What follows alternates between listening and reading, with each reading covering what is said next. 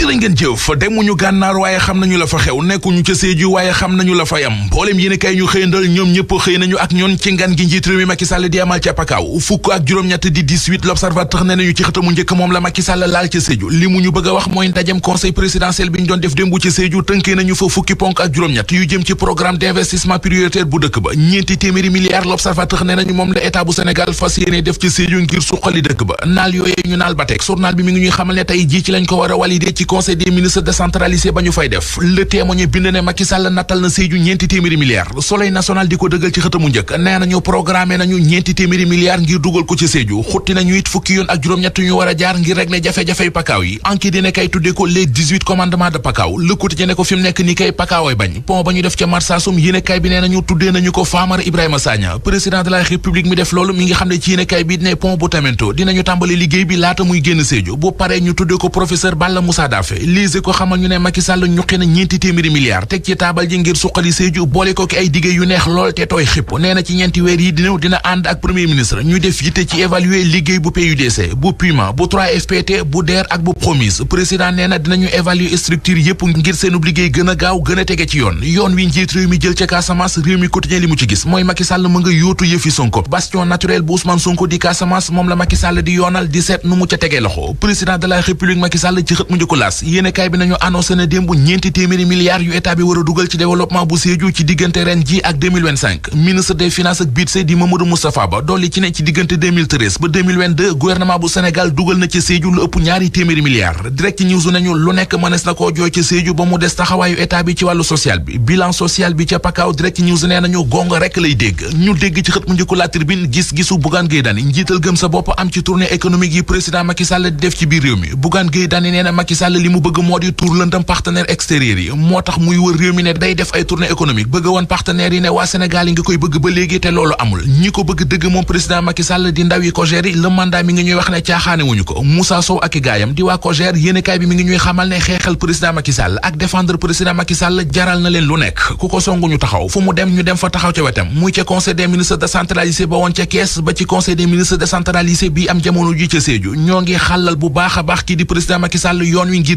2024 kenn ci candidat yi yëglu ngir 2024 di Déthié Fall l'Observateur xëy na ko boole ko xëy di jàngat candidature am ambition la wala prétention maanaam yéene ju yaatu la wala ndax guusu ngam la l'Observateur mi ngi ci ba di ñu jàngatal it lan moo mën a doon ay atome ak ay limitam moom Déthié Fall àndandoom ba woon di Idrissa Seck moo nekk ci xët mu njëkk Source A yéenekaay bi moo ànd ak analyste politique ñuy jàngat li mën a doon sens yi Idrissa Seck ci élection présidentielle yu 2024 yi kenn ca ñoom di Serigne Saliou Gueye di wax ci yéenekaay bi ne dina jafe lool ci Idrissa Seck 2024 mu dégg son excellence monsieur le président de la République ndax kees ga mu dëkk sax amatu fa base politique bi ba tey ak journal Bës Bi Le Jour mi bind ci xëtamu njëkk ne gauche politique bi ci réew mi muy AFP parti socialiste PIT LD ak AJ kenn déggu leen ba léegi ñu yey yàbbi ci waxi troisième candidature bu Macky Sall bi ki ca wax ba joxe ca xalaatam journal L'Info nee nañu mooy Michael Raynor ambassadeur États-Unis fii ci Sénégal Michael Raynor nee na mbiri troisième candidature ñi ci mën a wax lu leer ñooy institution Sénégal yi ñoo mën a wax it ku mën a doon candidat ak ku munta doon fitnay politique gi ñu dund ci réew mi Michael Raynor nee na ci réew muy doxee démocratie xel mën na ko nangu li xel mënuta nangu dëgg mi ngi ci page 6 bu l'Observateur